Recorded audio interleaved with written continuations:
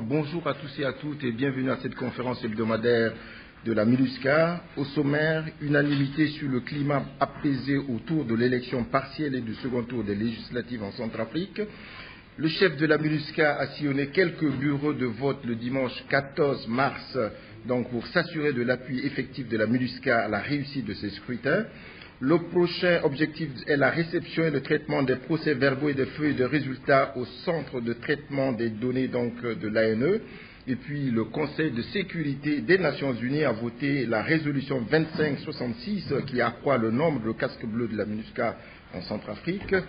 Nos invités pour cette conférence de presse, tout d'abord la section DDR de la MINUSCA, notamment avec la chef adjointe de la section Zenaïde Gatelli, qui sera accompagnée ou qui est déjà accompagnée par des partenaires de l'UEPN-DDR, donc l'unité d'exécution du programme national DDR, notamment le capitaine Nogonu Guy Silver, directeur des opérations, et puis Samuel Touatena, le coordonnateur général du PNDDR. Donc, nous parlerons ensuite des activités de la section des affaires civiles de la MINUSCA à Bria, à Bambari et à Bossangoa.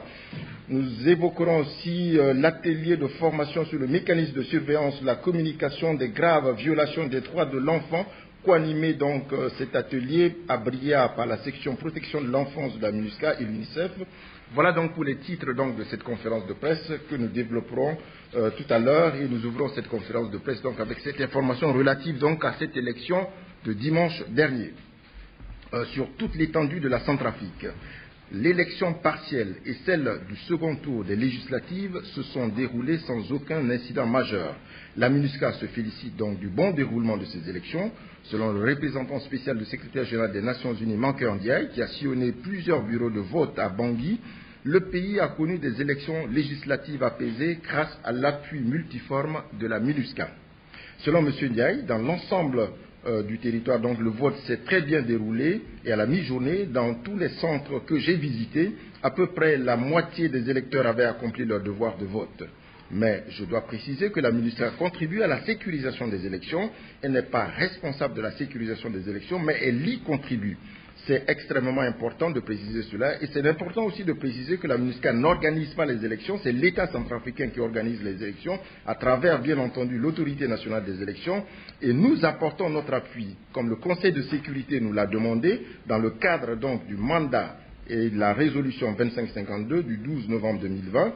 Le Conseil nous demande, entre autres, donc, d'apporter notre appui aux autorités nationales centrafricaines pour l'organisation d'élections libres, démocratiques, transparentes, avec un appui matériel, un appui au plan technique, un appui au plan logistique, un appui au plan sécuritaire. C'est ce que donc nous avons commencé à faire depuis le début de la cartographie électorale jusqu'à ce jour. Et nous avons mobilisé pour ce second tour toutes nos capacités, y compris les réserves dont nous disposons à Bangui, pour couvrir donc le maximum de territoire possible. Il faut donc rappeler que la MINUSCA a fortement appuyé l'ANE pour le succès de ces élections de dimanche dernier. Au plan logistique, par exemple, on a noté le transport par la MINUSCA de 100 tonnes de matériel électoral non sensible et sensible vers 16 préfectures et nécessitant 55 vols et plusieurs convois routiers.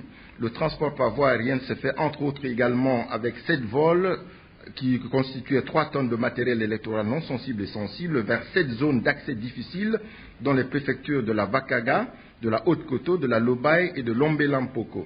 À présent, l'heure est donc à la réception des procès-verbaux et des feuilles de résultats au centre de traitement des données CDT. Et cette réception a débuté le 15 mars, au lendemain donc des scrutins, et se poursuit. Cette opération est totalement achevée dans le district de Bangui. Le convoyage des procès-verbaux et des feuilles de résultats des autres préfectures vers Bangui a commencé le 16 mars et se poursuivra jusqu'au 18 mars par voie aérienne ou par voie routière avec l'appui logistique de la MINUSCA. La division électorale a mis en place donc à la disposition de l'ANE un outil de traçage de l'arrivée des procès-verbaux et des feuilles de résultats qui aidera donc l'ANE à tenir des statistiques et des informations fiables pour un meilleur suivi donc des opérations de collecte des données électoraux. Et les procès-verbaux et feuilles de résultats réceptionnés donc par ce centre de traitement des données sont soumis à un atelier de vérification dirigé par les commissaires de l'ANE. Après donc cette étape, la saisie des données suit immédiatement en prélude donc à la publication progressive des résultats des différentes circonscriptions électorales. Depuis hier, donc mardi, l'autorité nationale des élections a commencé la proclamation des résultats des élections partielles et du second tour des législatives. Et vous pouvez suivre en direct sur Guira FM cette proclamation. Voilà tout ce qu'on pouvait dire donc sur l'appui de la MINUSCA à l'organisation de ces élections de dimanche dernier. À présent, le Conseil de sécurité augmente l'effectif de la mission des Nations Unies en République centrafricaine. Gravement préoccupé par la détérioration de la situation en République centrafricaine suite aux attaques lancées par les groupes armés avant et après l'élection de décembre dernier, le Conseil de sécurité a décidé le vendredi 12 mars, par la résolution 2566, d'augmenter l'effectif de la mission multidimensionnelle intégrée des Nations Unies pour la stabilisation en République centrafricaine MINUSCA. L'effectif donc de la composante militaire de la mission a ainsi augmenté de 2750 personnes et celui de la police, de la composante police de 940 personnes par rapport au niveau actuel. La résolution a été adoptée par 14 voix pour et l'abstention de la Fédération de Russie. Dans cette résolution, le Conseil souligne que ces efforts visent avant tout à donner à la MINUSCA les moyens d'empêcher notamment toute nouvelle détérioration de la situation sur le plan sécuritaire et de renverser la tendance tout en créant des conditions favorables à l'avancée du processus politique. Ces moyens accrus ne remplacent bien évidemment pas en aucun cas la responsabilité première des autorités nationales de faire progresser le processus de paix et de protéger la population, insiste le Conseil de sécurité. Le secrétaire général devra donc, selon cette résolution, veiller à ce que les décisions concernant le déploiement de tout le personnel de la mission respectent les dispositions relatives à la performance des opérations de maintien de la paix et celles sur les femmes, la paix et la sécurité. Des efforts devront être faits pour augmenter donc le nombre des femmes de la MINUSCA. Le Conseil demande aussi que la politique de tolérance zéro de l'ONU à l'égard de l'exploitation et des atteintes sexuelles soit observée. Le secrétaire général devra également présenter dans son rapport du 11 octobre 2021 une proposition sur la configuration générale de la force de la MINUSCA. Les membres du Conseil ne pouvant se réunir en personne actuellement en raison de la pandémie de la Covid-19, la résolution 2566 a été donc votée par voie de correspondance électronique. Les votes ont été envoyés au directeur de la division des affaires du Conseil de sécurité, qui les a ensuite transmis donc au président du Conseil de sécurité. Et donc cette résolution 2566 a été votée et je crois que vous l'avez dans la salle où on vous la distribuera à la fin de cette conférence de presse. À présent, faisons un tour au niveau des différentes sections civiles de la MINUSCA.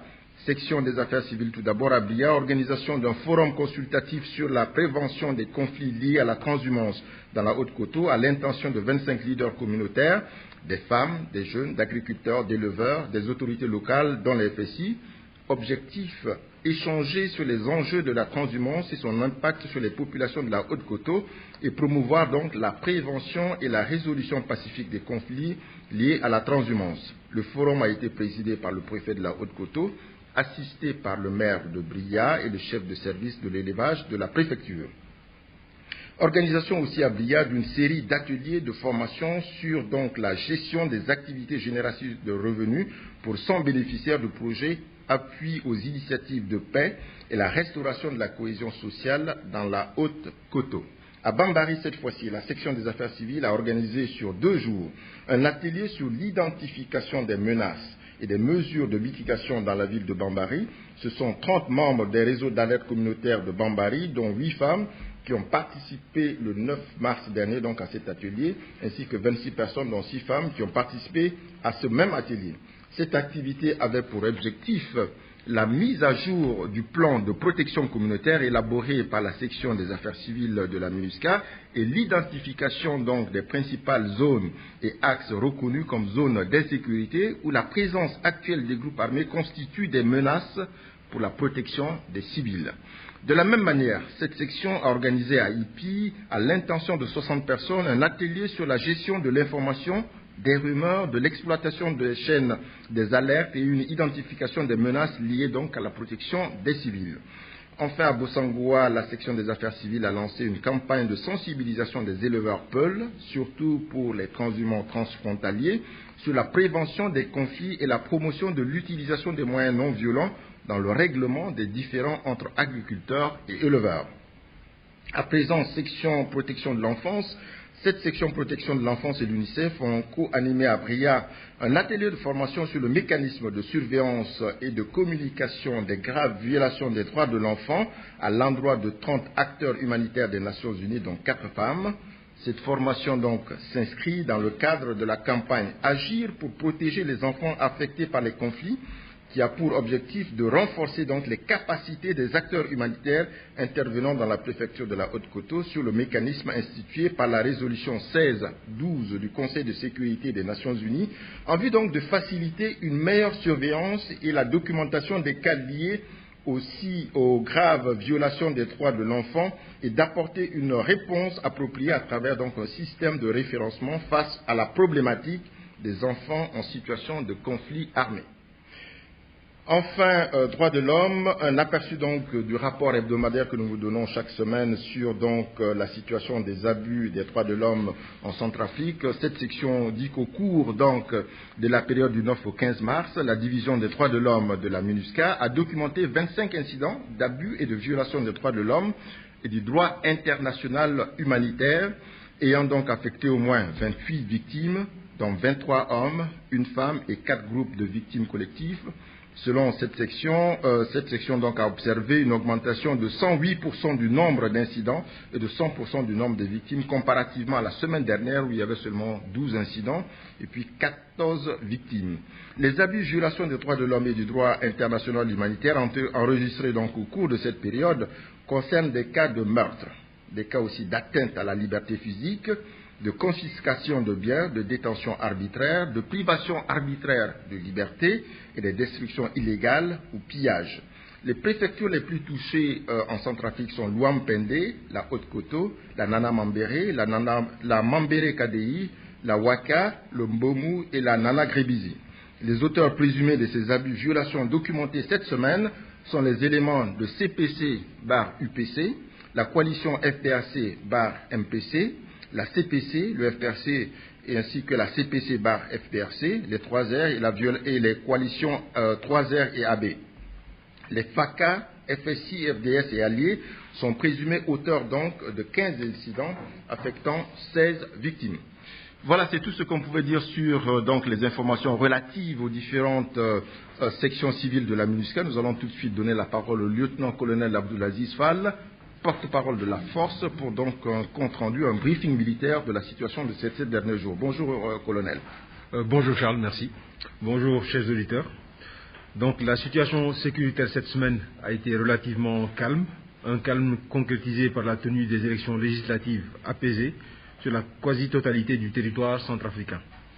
Le déploiement des FACA, des forces de sécurité intérieure et des composantes de la MINUSCA a permis la mise en place de conditions sécuritaires propices à la tenue d'élections apaisées. La force de la MINUSCA, conformément aux tâches qui lui sont dévolues dans le cadre du plan intégré de sécurisation des élections, en coordination avec l'autorité nationale des élections, procède depuis dimanche à la sécurisation des votes et à leur acheminement vers Bangui.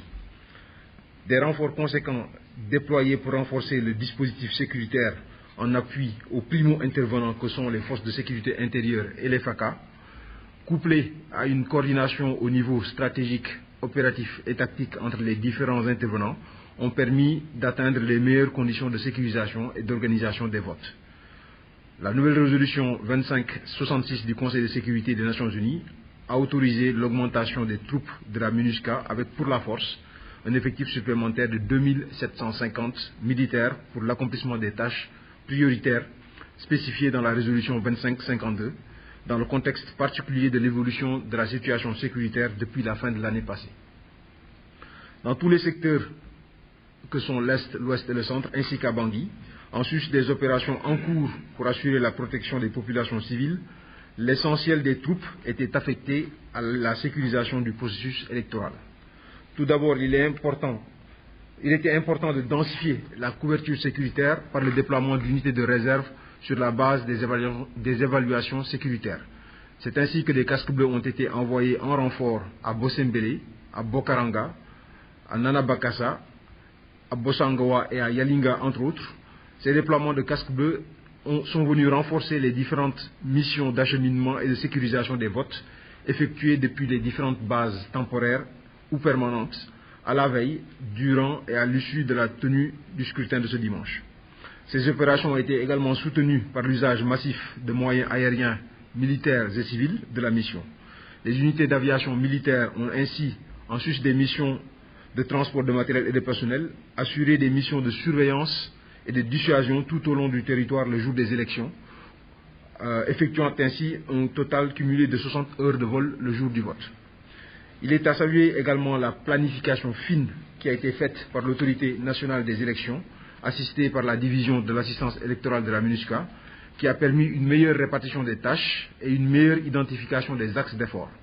En ce moment même, l'acheminement des bulletins de vote vers le centre de traitement de données de l'ANE depuis les différents démembrements est dans sa phase finale.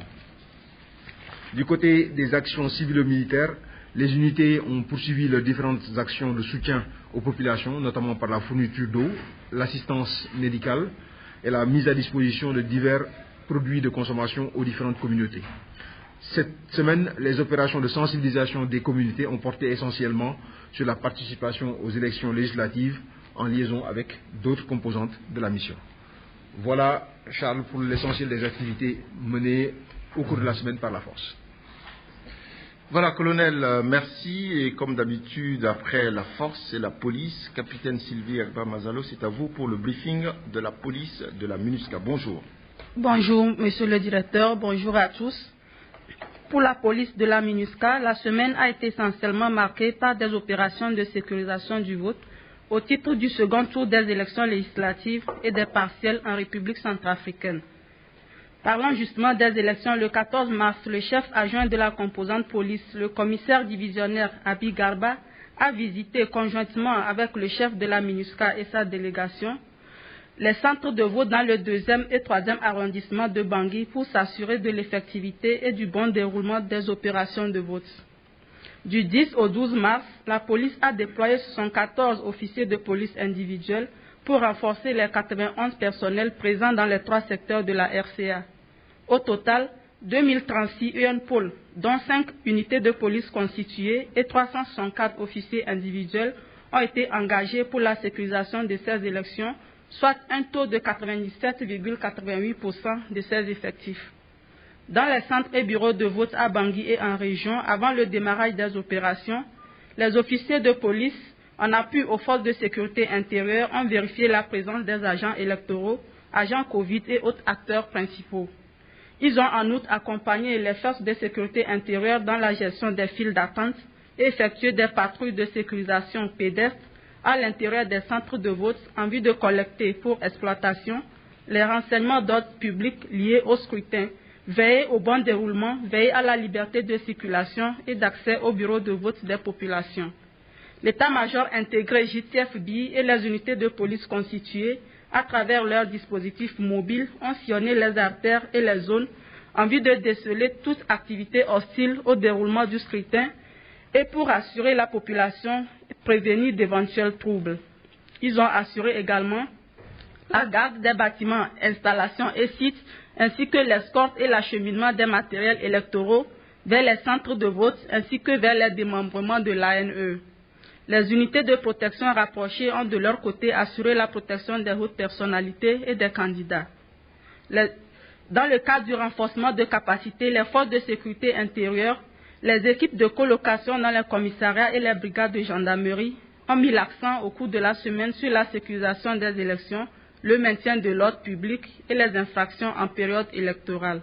Nous signalons dans le même sens l'arrivée et la prise de fonction du nouveau chef du pilier de développement UNPOL, le contrôleur général de police, Prince Aledji Mohamed, de nationalité béninoise, a pris fonction le 12 mars dernier. Précédemment à la MONUSCO en RDC, il apporte avec lui une expérience professionnelle qu'il compte mettre en œuvre dans les domaines de réforme du secteur de sécurité et du renforcement des capacités des forces de sécurité intérieure.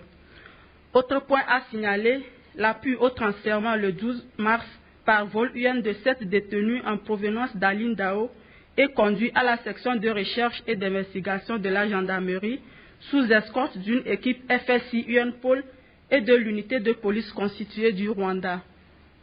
Pour finir, la première unité de police constituée de la Mauritanie basée à Bangui a procédé à la rotation de ses effectifs. Les 140 éléments de l'unité entrante sont arrivés le 13 mars en remplacement des 139 déployés depuis le 7 mars 2020 en République centrafricaine. Voilà en gros ce qu'a fait la police au cours de la semaine écoulée. Je vous retourne l'antenne, monsieur le directeur. Merci bien, capitaine Agba Mazalo. Et comme je l'annonçais au début de cette conférence de presse, nous allons passer donc maintenant à nos invités. Nos invités, c'est tout d'abord donc Zeynad Guetali, qui est donc l'adjointe au chef de la section DDR de la MINUSCA. Bonjour, monsieur le directeur. Merci de nous avoir invités. J'ai l'immense honneur d'être ici avec les coordonnateurs généraux de l'UEPNDDR. Le programme national DDR, comme le nom le dit, c'est un programme national et mis en œuvre par l'institution nationale établie pour ça, l'UEPNDDR, l'unité d'exécution du programme national DDR. Donc, je salue vraiment cette présence et cette présentation conjointe. Merci aussi au capitaine chargé des opérations d'aider à l'intérieur de l'UEPNDDR de nous avoir fait l'honneur d'être ici.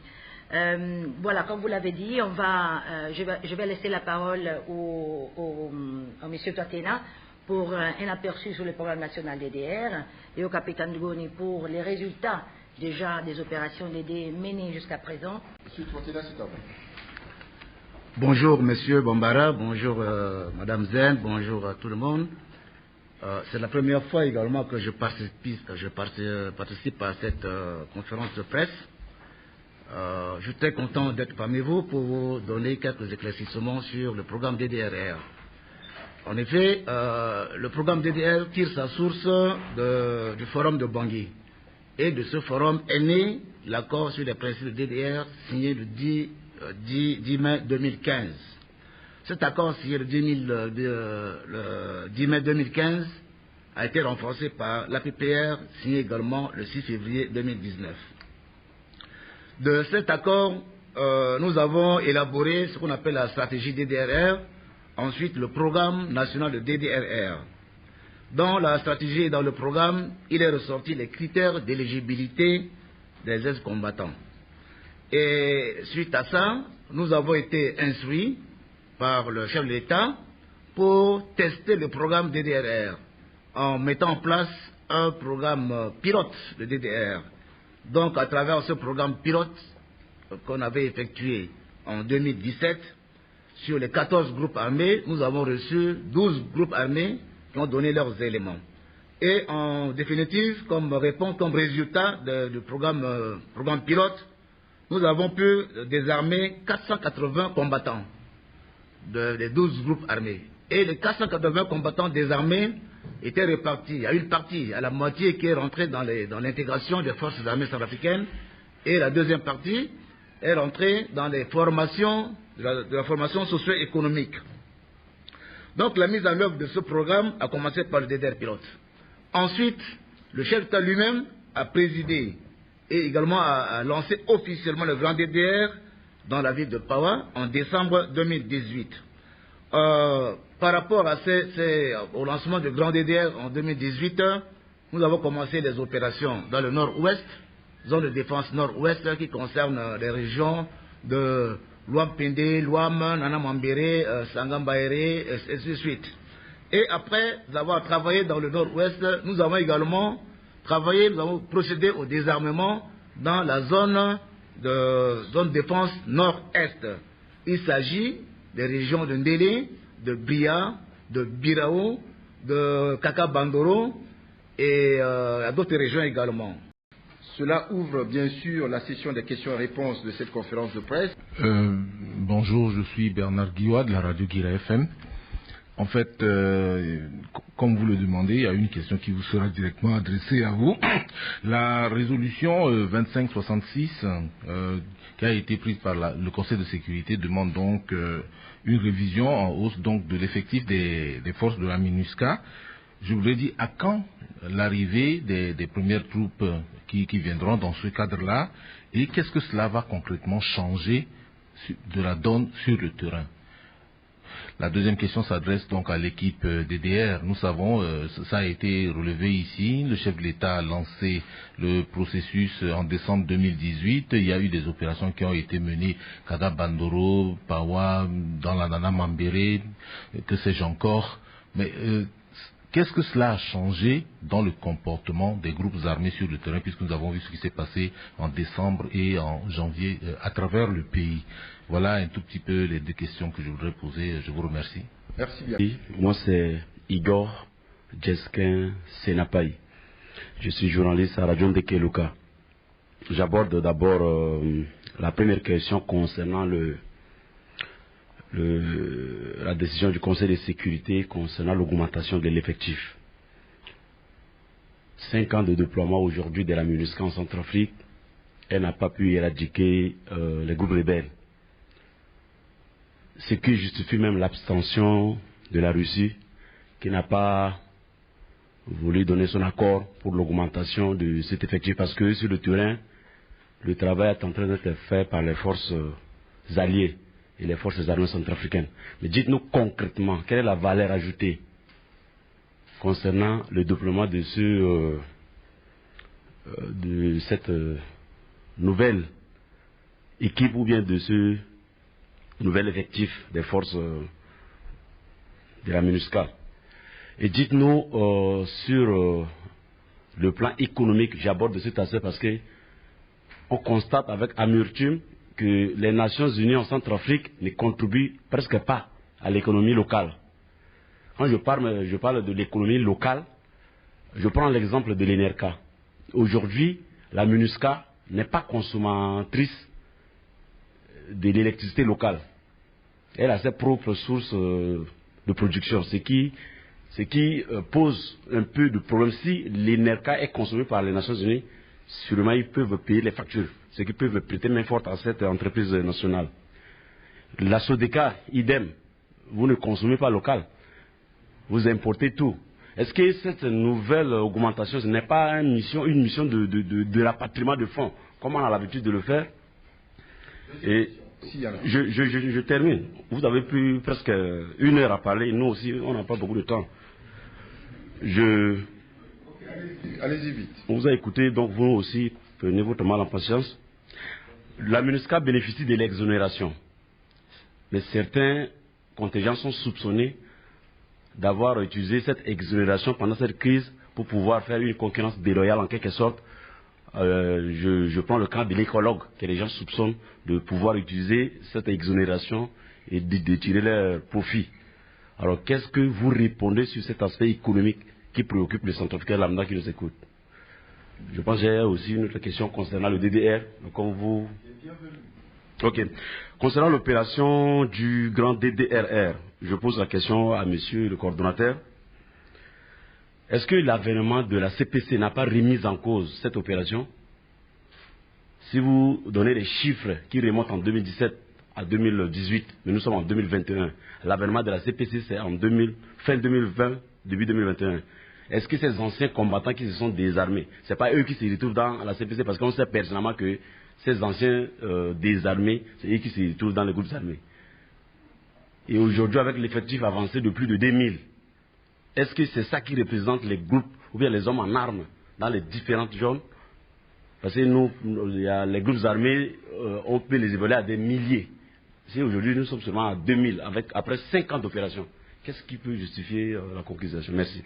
On va répondre à ces questions parce qu'il a donné une flopée de questions sur lesquelles, si on ne répond pas, on risque de se perdre, justement. Et on va rester avec les partenaires de la section donc, du DDR, donc nos amis du programme national, qui vont donc répondre spécifiquement aux questions concernant le DDR et ensuite le porte-parole militaire, moi et puis peut-être le porte-parole civil de la police, on va essayer de répondre aux autres questions. Donc c'est à vous, Samuel Toitena, tout d'abord, et puis peut-être le capitaine va compléter.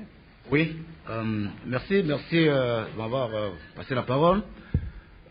Il y a une question qui a été posée au DDR. Quel changement observe-t-on dans le comportement des éléments désarmés? C'est bien ça la question. Je crois que lorsqu'on a fait le désarmement, le changement qu'on peut observer maintenant, c'est que au niveau de certaines zones, il y a quand même la paix qui est revenue. Je prends l'exemple de Pawa précisément. Lorsqu'on n'avait pas fait le désarmement avant, il y avait des populations qui se retrouvaient dans la brousse. Mais après le désarmement à Pawa, la population s'est retrouvée dans la ville. Les gens sont sortis de la brousse et vaquent à leurs occupations normalement. Donc ça, c'est déjà un premier comportement positif.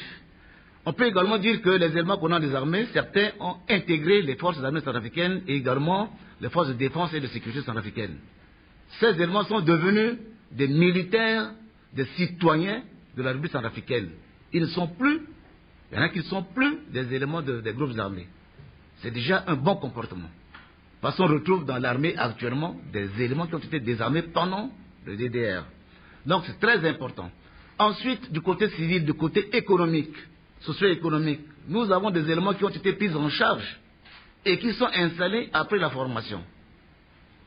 Qui ont appris des métiers et qui sont installés. Vous allez à Bossambélé, par exemple, vous allez trouver un ex-combattant qui s'est installé et qui forme des gens, forme des jeunes centrafricains dans le domaine de l'informatique. Je pense que le DDR a quand même apporté quelque chose de positif à ce niveau-là. En ce qui concerne la question posée par M. Igor Senapai, est-ce que les éléments qu'on a désarmés, est-ce que après la CPC, est-ce que c'est eux tous qui sont repartis dans la CPC? Est-ce qu'on peut dire que le nombre qu'on a donné, est-ce qu'on peut retenir ça?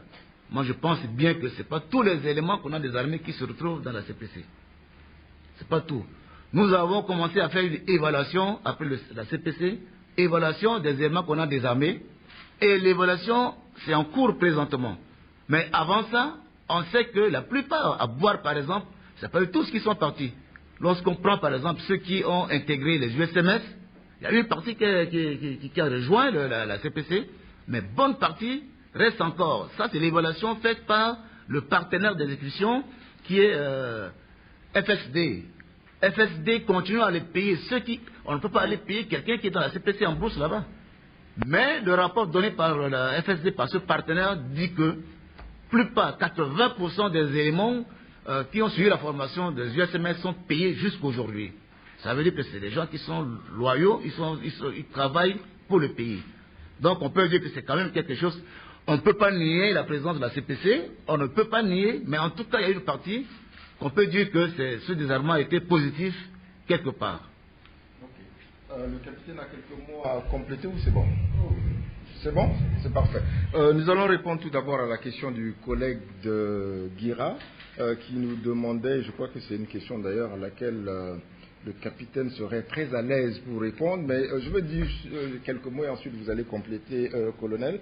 Non, à l'heure actuelle, pour l'arrivée des renforts décidés par le Conseil de sécurité, des discussions sont en cours entre donc le siège des Nations Unies donc à New York et puis le commandant de la force bien entendu ici à la MINUSCA pour se mettre d'accord d'abord sur quel contingent serait disponible et à quel moment il pourrait venir. Mais comme vous le voyez, on demande déjà au secrétaire général lorsque nous présentions de faire déjà un rapport en octobre, donc il faudrait que les gens viennent aussi rapidement que possible, mais on n'a pas encore des dates précises. Au niveau donc de qu'est-ce qui va changer, je crois que le colonel va me compléter. La mission est claire et je crois que je l'ai dit en filigrane au début de ma présentation. Le Conseil demande à la MINUSCA ceci. Ces renforts visent à donner à la MINUSCA les moyens d'accomplir ses tâches prioritaires. Et ces tâches prioritaires, vous les connaissez mieux que moi. On ne cesse de le répéter ici à volonté. Même s'il y a des difficultés sur le terrain, ces tâches prioritaires que sont la protection des civils, que sont, j'allais dire, le rétablissement de l'autorité de l'État, tout cela progresse, c'est vrai, petit à petit, même si certains journalistes posent des questions en doutant.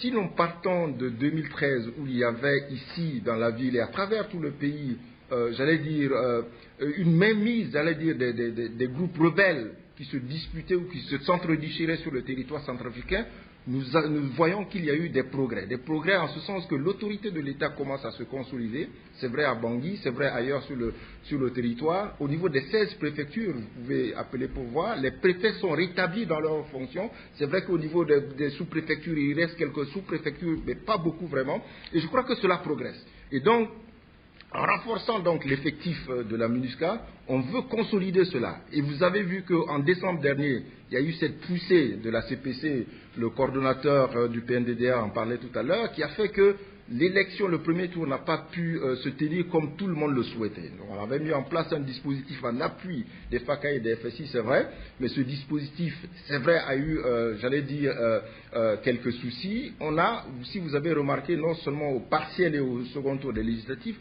on a revu le dispositif et on a essayé de vraiment boucler l'ensemble du territoire de sorte que ce deuxième tour des législatifs et des partiels puisse se passer mieux. Et si je prends les journaux d'aujourd'hui et d'hier d'ailleurs, vous voyez, tous les journaux sont d'accord pour dire que les élections se sont passées dans un climat apaisé. Et c'est vrai, c'est une conjonction de coordination de forces, pas seulement de la MINUSCA, etc., mais des forces d'abord nationales, parce que nous venons en appui à ces forces-là, qui font que ces élections se sont passées dans un climat apaisé.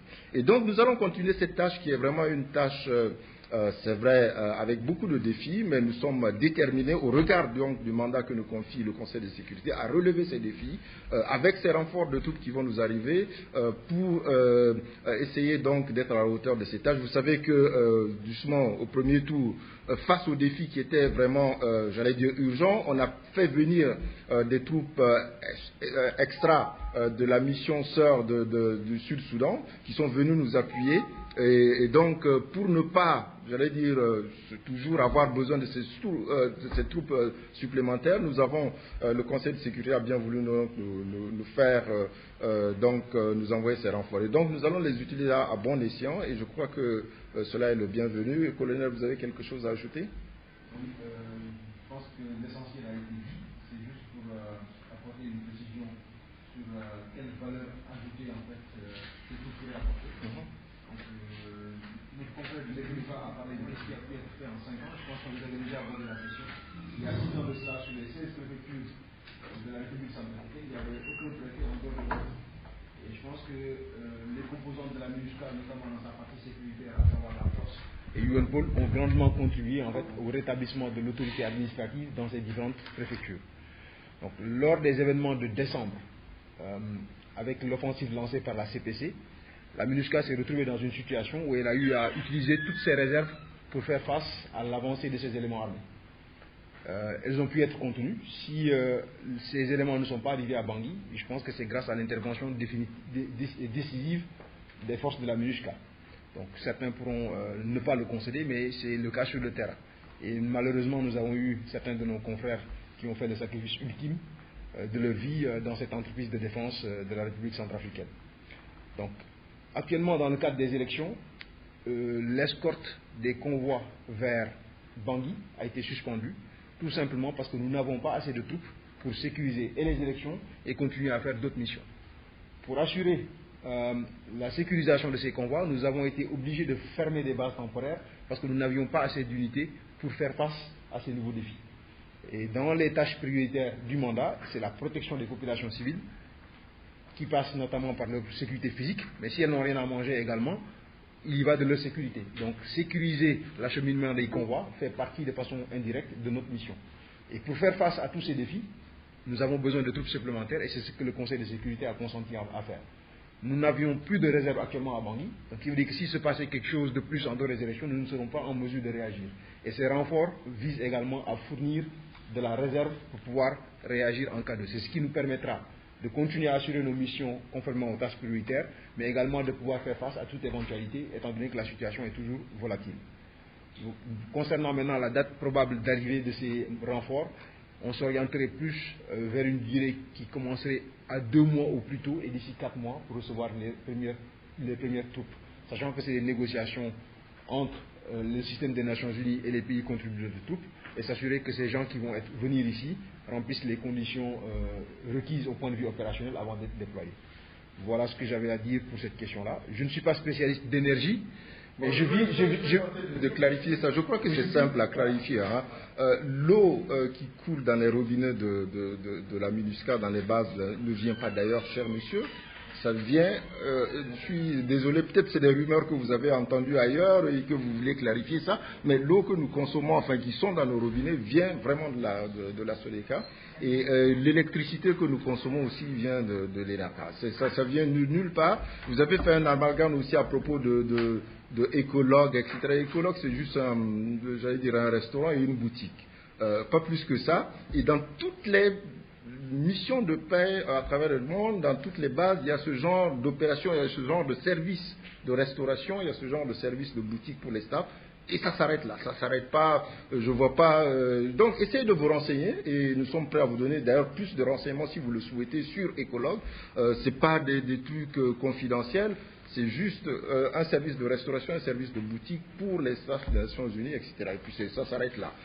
Mais c'est bien que vous posez cette question. Peut-être ça peut, j'allais interrompre la rumeur qui circule quelque part sur des exonérations, je ne sais pas de quelle nature. C'est vrai qu'il y a quelques mois, on en a entendu parler justement.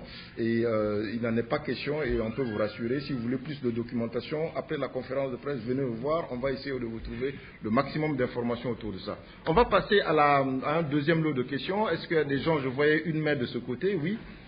Présentez-vous et puis donnez-nous votre question.